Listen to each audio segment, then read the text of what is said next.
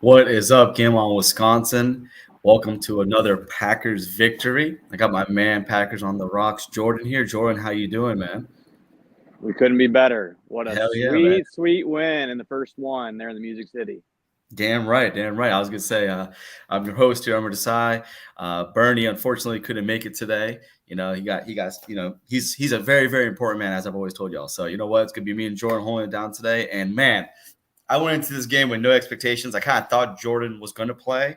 Um, Even with everything being said, I was like, maybe there's a chance. I'm like, Jim Carrey from Dumb and Dumber. She was saying there's still a chance. And so I was kind of holding out just because I want to see my boy out there. But no joke, Malik again showed up. Malik Willis revenge game. It was absolutely amazing. Before we get into all that, I know me and Jordan are going to break down the game, the whole 9 yards. Just wanted to go ahead and give out our shout out to the folks that helped sponsor our show, Touch of Town Clothing Company. I got their shirt. I think it's appropriate to say the Bears still suck. They dropped a game to the Indianapolis Colts 16-21, team that we beat pretty easily. So, sad to say that the Bears are still who they always are and always will be. If you guys get a chance, definitely come check out their clothes. They got amazing shirts, clothing, full. What does Bernie always say? 100% cotton. They got awesome hats too. I'm not a hat guy, but I'm not gonna lie. If I was, I'd be rocking one of these guys all the time. And I'm telling you, locally made in Green Bay, Wisconsin. He has his own tent out there by Lambeau Field. Definitely go check him out. And if you guys do get a chance, please be sure to use our discount code for 10% off. Game On Wisconsin, but WI. And here, let me show you the discount code here. And definitely check them out. And like I said, it's always good to kind of show support to a local company, local business, and also ones that are actually giving us a chance to show off who they are. But let's get into it. Packers versus Titans. Jordan, what are your thoughts on the game? I'm right there with you. I predicted the upset last week against the Colts just because, they probably had a tough time game planning against us, knowing whether it was going to be Jordan, whether it was going to be Malik, and you're able to put out a number of different run plays that they've never seen before or potentially scouted. And then with this week, I'm like, all right, well, who knows how many reps J-Love's taking in practice and away from Malik Willis. Has only been there for 4 weeks. I'm like, there's no way that we can run the ball like we can again. We're going to have to open it up. There's going to be more passes. And I'm like, I think that's, going to be too much to put on Malik Willis's shoulders for this week against the Titans. And sure enough, I was proven wrong in this one. And I don't think there can be enough good things about Malik Willis, and the thing about all us Packer fans that were asking for a veteran quarterback like a Ryan Tannehill or a Taylor Heineke come to Green Bay to save us while Jordan Love is out. So that's the first thing that stands out is just what a hell of a job by Malik Willis. Hell yeah, I couldn't agree more. Just seeing him last week where they really kept things extremely contained with the way they played with him.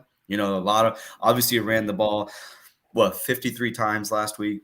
And for us to come out this week throwing. Now, of course, we still focused on the run, right? But there was a lot more trust put into Malik, as you could tell by his numbers. I mean, I think he threw for over 300 yards.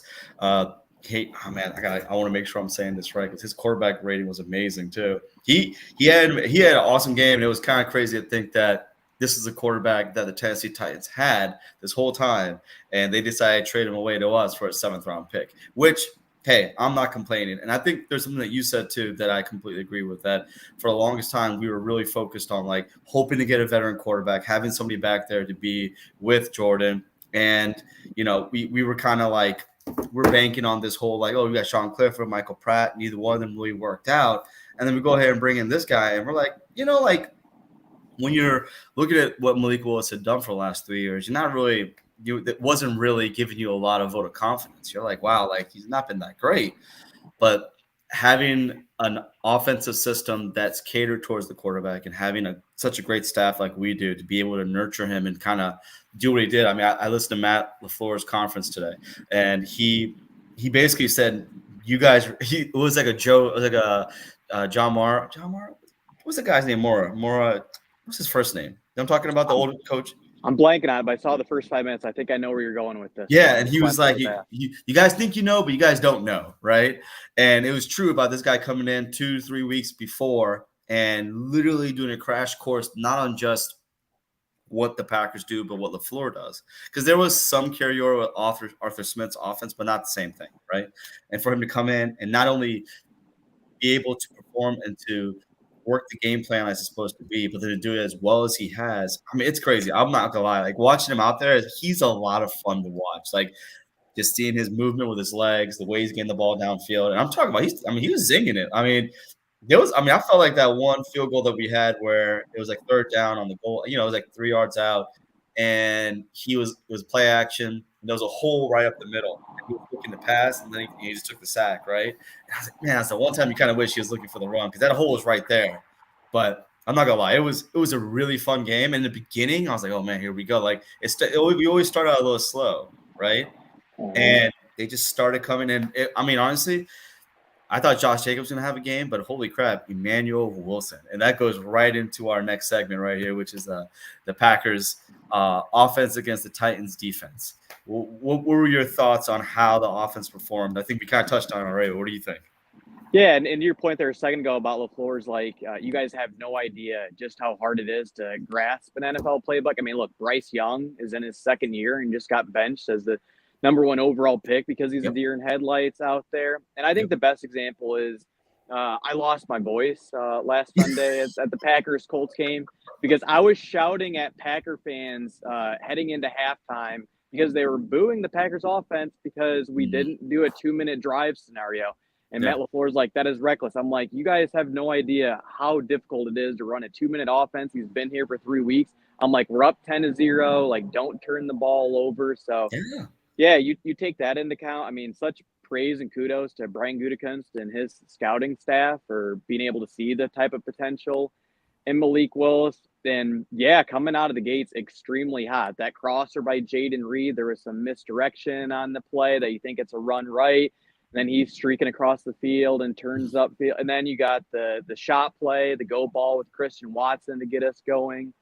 And then finishing off the drive with the quarterback keeper. I'd have to say there's one thing that's surprised me about Malik Willis the most is his pocket presence. I mean, you said the one bad decision that he made on third down and took the sack. But outside of that, I think you can go back and watch the film between this one and the previous one. There's like probably 3 or 4 sacks that he's evading the pass rusher, keeping the play alive, probably turning up field and getting first downs. I think it was the second drive he picked up 3 first downs. And then those, 2 monumental 3rd and longs that he hit Dobbs and Watson on. Like, to be here a month to orchestrate an offense like that, Josh Jacobs is getting 2 yards a carry. I'm in awe, Amar. Like, I just can't believe the work that Malik will. Who knows? He had to have been there from sun up to sundown and putting in a lot of OT there in 1265. Yeah, I couldn't agree more. He had 120 quarterback rating, threw for 190 yards, and he rushed also for 73 yards. And I think the one thing I have to admit, he's a little bit shorter than Jordan, right? He's about 6 feet. I want to say he's 6 feet tall, right? Jordan's 6'4". And his center of gravity is disgusting. He's a really strong dude because he broke through some tackles and some would-be sacks and then was able to not only sometimes get a first down, but then also just to get positive yardage. And the word I was looking for is orchestrate. He was able to orchestrate the offense pretty flawlessly. I mean, we put up a 30 burger today, right? And last week we could have easily put up another 30 burger if we didn't have a fumble on the goal line and then a missed field goal. So I just feel like if there's a year that Matt LaFleur should get coach of the year, this will be the year. Because right now we were looking at 0-3 after Jordan got hurt. Right? Hell, we were looking at maybe 0-8 because we thought we were going to be out for 8 weeks. We didn't know what was going to happen. And now we're here sitting at 2-1 going against a Minnesota Vikings team who we all thought was going to be garbage, who are 3-0. And I have to admit, they made Houston look really bad. Like Brian Flores and Kevin O'Donnell are in their bag right now. They're killing it. And I'm not going to lie, just seeing the way this team played on offense and everybody was involved again. I mean, you couldn't have dreamed up a better game plan for a quarterback to not only get like you said, Watson made a big catch. And I mean, I knew he had a good vertical, but holy crap, dude. I thought he was going to jump over that dude standing up. I was like, holy crap. And then Romeo Dobbs had made plays. And Jaden Reed, of course, again, I mean, honestly, Reed could have had a bigger game because there was a couple of drop passes and a couple of bad passes. He could have had another big game like week 1. And you could see some frustration at the end of the game where he had that one pass where he, like, it was out of his reach, and he was like pissed. He's like, dude, like, get me the ball, because the block, he knew it. He probably saw the blockers lined up, and he probably saw green all day, right? And as bad as the Titans are, their defense is legit. They are a top 10 defense, offensive on a pass and rush. And even though they were going to stop the run, we still ran for, I think, 188 yards. So clearly, of course, 73 of that was Malik Willis, making some action happen there. But all in all, another masterful job by Matt LaFleur and that whole offensive coaching staff to get the job done. Now, I know we knew what we were going to kind of get into when it came to the defense. Like, we knew we were going to be playing a team where they haven't really been that great on offense. But because, with that being said, what were your thoughts on the defense? Yeah, after that first drive, and it's kind of like the offense. It takes them time to settle in too, and we got off such a roaring fast start. I wouldn't say it's uncharacteristic of it, but we see plenty of times that last year specifically, it took our offense to get going. And this defense, I thought they came out, and I'm like, oh, it's going to be a long day at the office. I saw some soft coverage. They weren't generating a lot of pressure, and then just drive after drive, they got more and more comfortable. 6 sacks in the second half, and Will Levis, he looked like he was seeing ghosts in the secondary there, and I was like feeling bad for him there. Yeah, I thought they came out a little bit slow, and then really the game-changing play in this one, especially in the first half, when we kind of blew the door open, we got up 17-7. Is that Jair pick six? That looked like a Charles Woodson baited him, sat on the route. Jair sits on a ton of routes, and this one paid off. This one paid off for him with the hitch play. He saw it coming, made a house call, the very first of his career. And then when you're up 17-7 and you can allow your defense to pin their ears back and make them one-dimensional, I think they only had like a little over 30 rushing yards for the total game. So that's really what kind of stood out in the first half there for the Packers D. I was going to say, we knew, their offensive line wasn't that great, and their right tackle was just literally – he had just joined some, fantasy betting, group this prior week. So people are like, oh, my God, he's over here too busy worrying about that than worrying about his job. I'm not going to lie. When that pick six happened, I was sitting, and I didn't react until – we kicked the field goal, the extra point, because I thought he stepped out of bounds. And I was like, please, just be in bounds. Just be in bounds. And when I saw it, then I jumped up and I was hooping and hollering. But the defense, I completely agree. That first drive, I'm like, okay, we're playing off, we're playing soft, we're playing passive. What's going on, right? And then also to go back to the offense too, how we're running up the A gap, B gap, we're running right at their strength of their defense, right? Sweat and Simmons are no joke.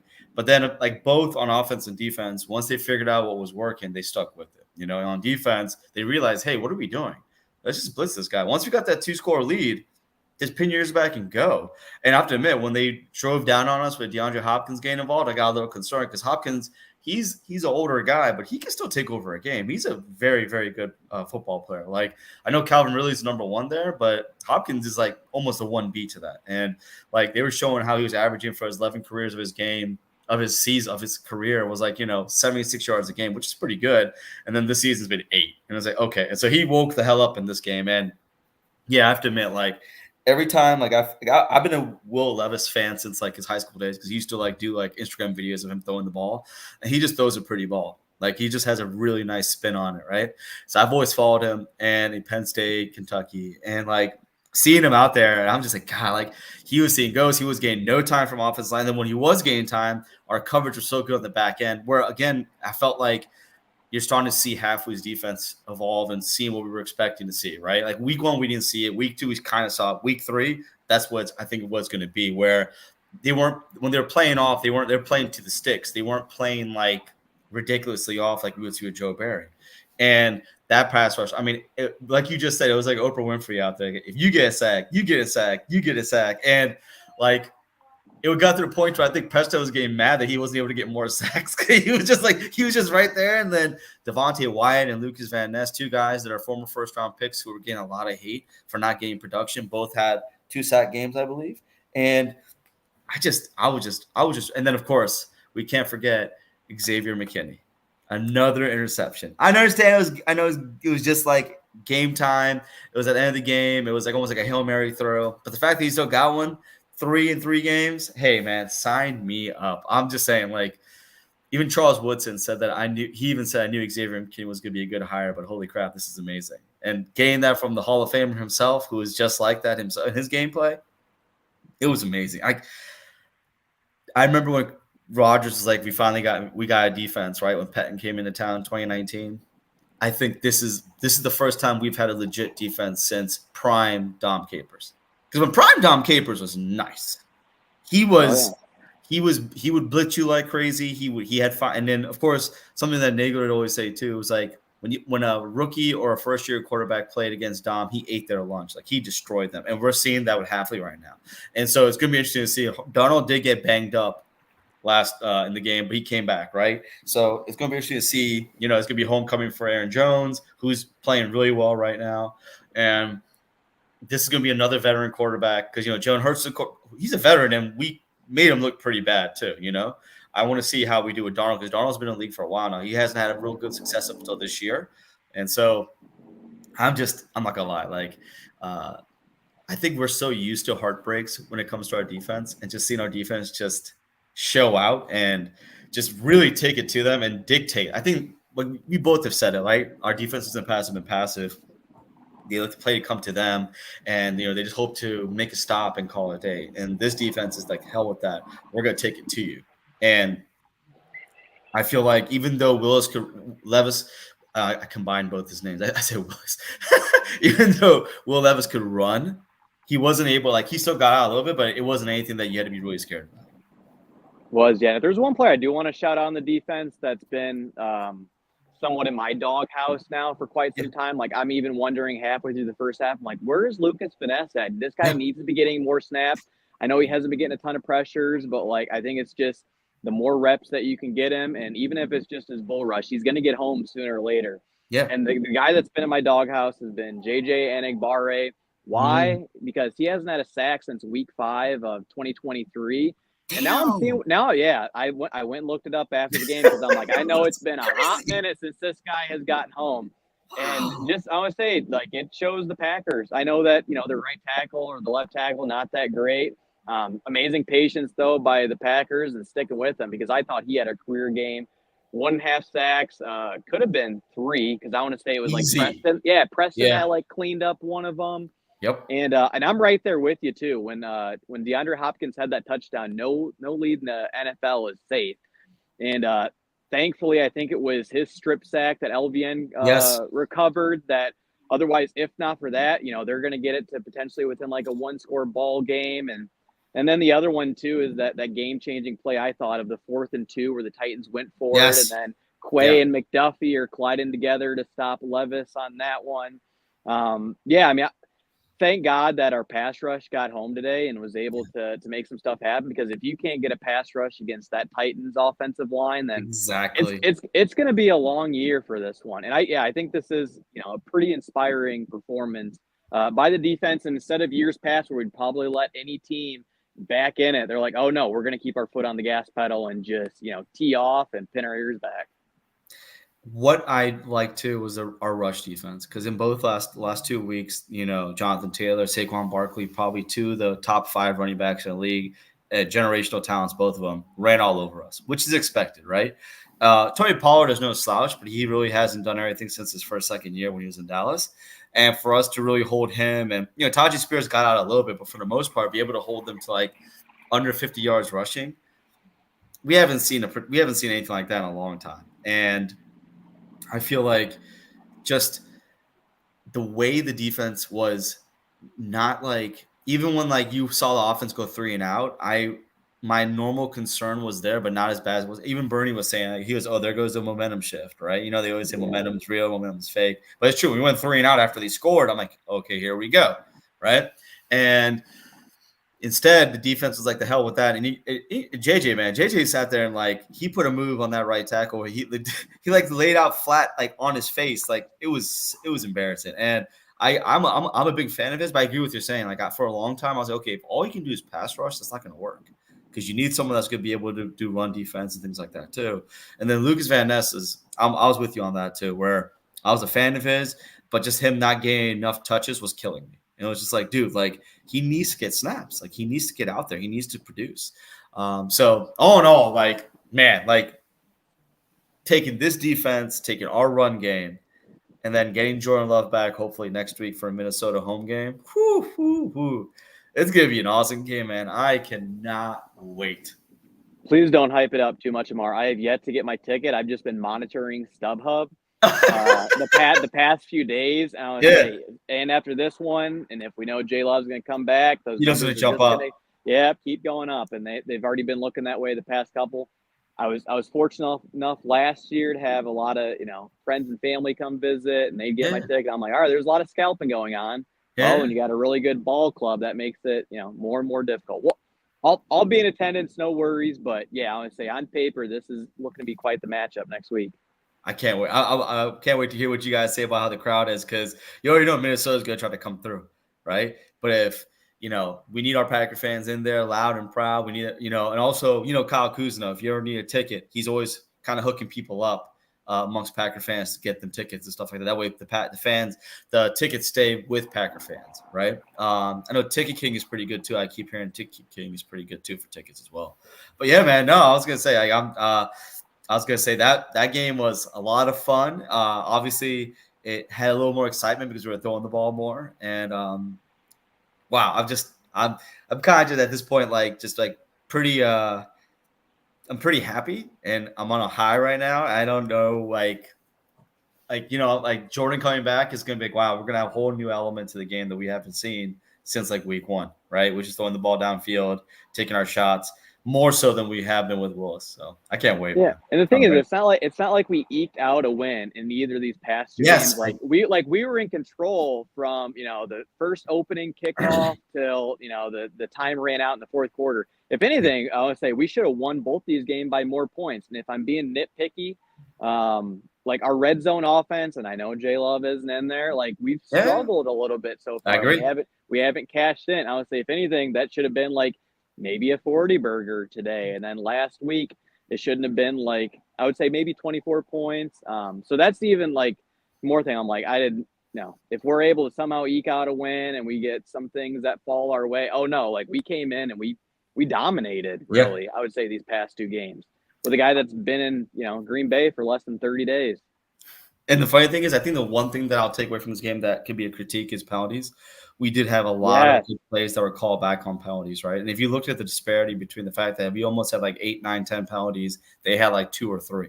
You know what I'm saying? Yeah. Of course, they had one that was really costly that actually allowed us to continue a drive and score, right? Where Narveson had missed a field goal, but then his record stayed perfect today because of the fact that didn't count technically. All in all, that is something that they need to clean up. And Mark Tauscher even said it too. If this team can clean up those penalties, it's gonna be all she wrote, because Whelan is punting his ass off. I think every week we're talking about special teams, and Narveson is doing the best he can to kind of get that kicker role solidified. But when it comes to punting, there was a couple. I mean, he had that one punt that literally hit, it was this that off the 1 yard line, where I'm like, dude, he's punting 60 yards down the field, and just the coverage needs to get better. They just need to get down the field there. But man, it's just to finally have a legit punter again since the Craig Hurch. What's his name? Herich? I couldn't even say his name. Heintch. You know what I'm talking about, right, Craig? I do, yeah. Yeah. I would say that was a little bit before my time. First punter I know with the Packers is Josh Bidwell. Oh, Bidwell. Yeah. Oh, okay, yeah. Bidwell is legit. Bidwell was that was BJ Sanders. BJ Sanders was the one that we drafted in the second round like an idiot because of Sherman. Yeah. War number 9 too. Yep. Tim Matstay was pretty good too. So, but no, man, punter. Yeah. So, what do we got here? Let's look at some comments real quick. Look at some comments here.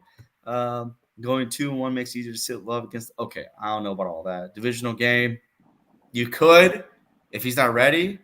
But listening to some of the reporters that were on the field for Fox Sunday, NFL Sunday, they were saying that Jordan was happy. He said he has no pain in his knee and that he feels great. And based on what everybody was saying, he was moving really well in that pregame workout. So I think he plays. I think that's the whole reason why they sat these last 2 weeks. I think 110%. I've been very cautious the last couple of weeks, but I would say I would be shocked if he's not playing next Sunday. 100%, 100%. I'm with you. I think it's been gearing up to get him ready for this game. And yeah, I mean, I'm not gonna lie, going against that blind Flores defense that's looking like it's just literally unstoppable. It's scary, but you know what? That's why you play the game, to play against the best, right? Mm-hmm. Soder saying here that they did open up the playbook for Wolves. I agree with that too. His shots down the field, throwing on the first play, and honestly, his numbers could have probably been even better. There was a couple drops that, the couple drops that he had. There was maybe one or two bad passes, but for the most part, he had a couple drops, and he still, like I said, he still did damn well for me. So here's why I think it makes it. I mean, everything's like just super impressive with him, but like to your point about the penalties, I mean, Rasheed Walker now is up to like 4 or 5 penalties. bro, what is that? Elton got called with a hold, and last year, those first handful of games, whenever we had a penalty, you might as well just roll out Daniel Whelan, because there's no way we're able They to get conservative. You're so right. We're not able to convert a first down when we get in those second and third and longs. And then today, Malik Willis had 2 third and longs. It was like a 3rd and 18, 3rd and 19. One completed to Dobbs, one completed to Watson. And I'm like, as soon as those flags happen, like, all right, well, I would say there goes our series on offense. Yep. And no, I would say he's still able to rally and make something happen.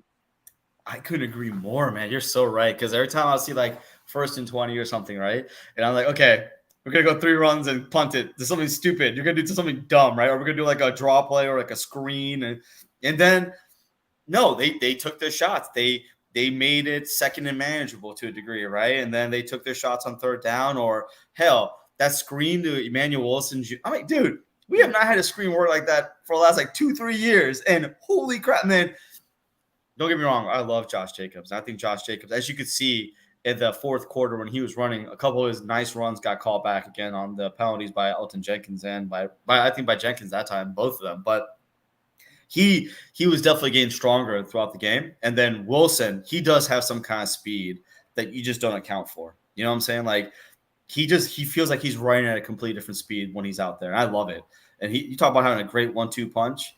That's it right there. And like, no disrespect to AJ Dillon, but I don't know if he would have been able to do what Wilson is doing right now based on that speed. He wouldn't, and we saw it in preseason too, where I know there's 3 runs against the Browns that AJ Dillon didn't do much with, and then you insert Emmanuel Wilson in the second half, and you just see the burst out of him instantaneous. I would say where he's getting through the hole without, I would say, in a split second compared to dancing around looking for a hole and this and that.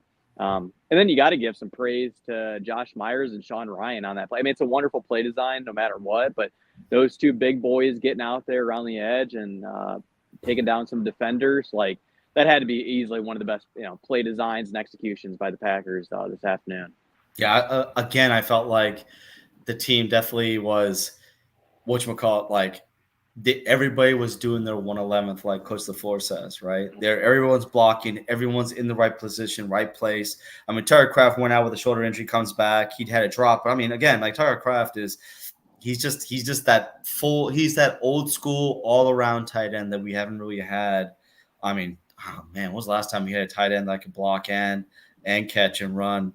I mean, even Jermichael wasn't much of a blocker, right? Like I'm talking about, you gotta go back to Chamorro and Bubba Franks, maybe. That's a long damn time ago, man. I was like, we haven't had, and then like Tanya was a catcher.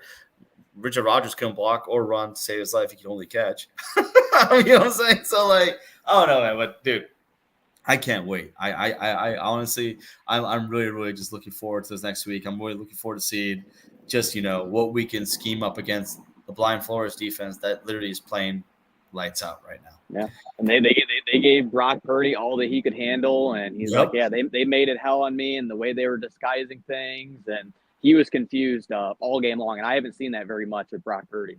No, he even said it. He even told Flores, he goes, man, your scheme is that crazy. And Flores was like, yeah, okay. And this kid, Flores didn't even acknowledge him. I was just like, damn, dog, he's giving you a compliment, but okay, like, all right, cool. But yeah, no, it was pretty, it's gonna be a pretty fun game this Sunday coming up. I wonder if they flex it or something kind of crazy, because yeah, that's in Lambeau too. Yeah, I'm looking forward to it. I'm ready for it. So, Jordan, any last words for you? Yeah, I'm gonna go out on a limb right now. I don't do it very often. I'm not saying this is a Aaron Rodgers type statement right here. But the way these last 2 games have looked, and I kind of go back to that 2010 season. I know a lot of things were different when Matt Flynn came in against the Patriots and almost led us to victory, but you're like, damn, if you can look that good against the Super Bowl champs in that week without your starting quarterback, just think about what it could be like when Aaron Rodgers returned in 2010. These last two games have made me have a very similar feeling to that. Yeah. Where now I know the Colts and the Titans both have young QBs and they're not world beaters, but I think that makes a hell of a statement to be able to go 2-0 in those games, and you're missing your franchise quarterback that looked great against the Eagles, and you expect this Packers team only to get better. I'm not saying we're Super Bowl bound, but I think there's a lot that can be said about the way we've handled these last two games, and that gives me so much confidence moving forward. I can't say that in training camp I had that type of feeling that this is a Super Bowl team, but the way they handled these last 2 weeks, I truly believe that sky's the limit at this point. Oh man, you are preaching to the choir now. You're getting me hype again, man. I was gonna say, I normally don't do that. I'm kind of on like the pessimistic or like glasses, half realistic, empty, but yeah. I try to shoot it straight down the middle. But the way these last two games have looked, I'm like, I think that there could be some tells and some signs in there. Hell yeah, I truly believe that for us to go 2-0 in a game where Jordan didn't play is probably the best outcome you could ask for, and gain Jordan back. And having to be able to establish all the things we've established so far, this team has they've been a Super Bowl favorite for a lot of people, and I think the biggest question marks were, can Jordan keep up what he was doing, and then B, how is his defense going to look? Well, we already know how the defense looks. The defense is beating up on teams, and as long as the offense and special teams can come through on their end, like I said, it has to be three ways, right? All three facets of the game have to kind of be working together to kind of get where you want to go. So I am just excited to see what happens next week, because I think that's going to be a true test, because the Vikings have been playing well. They've played against some really good football teams. You know what I'm saying? So if you want to be able to say that, hey, you're a Super Bowl contender, then you got to beat the best. And right now, Vikings are 3-0 for a reason. So you got to make sure you can take them out. 100%. They're making me into a believer is what's happened these first few weeks. I've always been a believer, but now seeing it happen, it's like, okay. Yep. So Matt LaFleur did say in his presser, he's like, this is a galvanizing type moment that when the season's over, you look back at what was maybe like a turning point or like a launching point for the team, and it can be those type of games. 100%. That's so true too, because it's like when he went down, everyone probably thought season's over, everything's done. And last year was the same way too. We had a 4-game losing streak. So people were like, or 5-game losing streak, and they're like, oh, we're done. Packers are done. They ain't got no chance, nothing.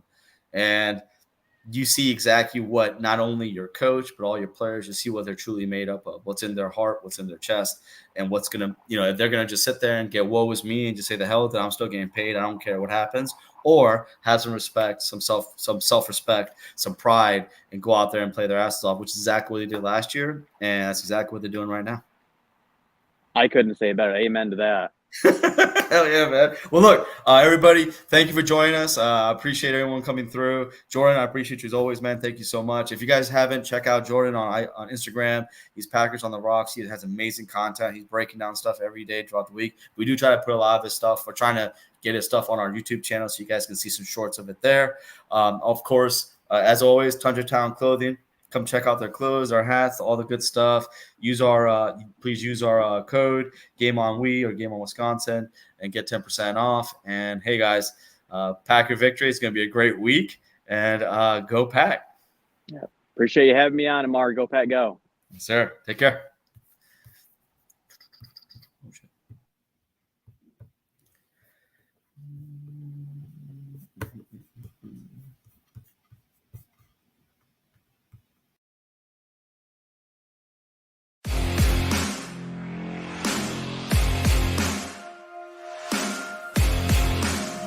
Thank you.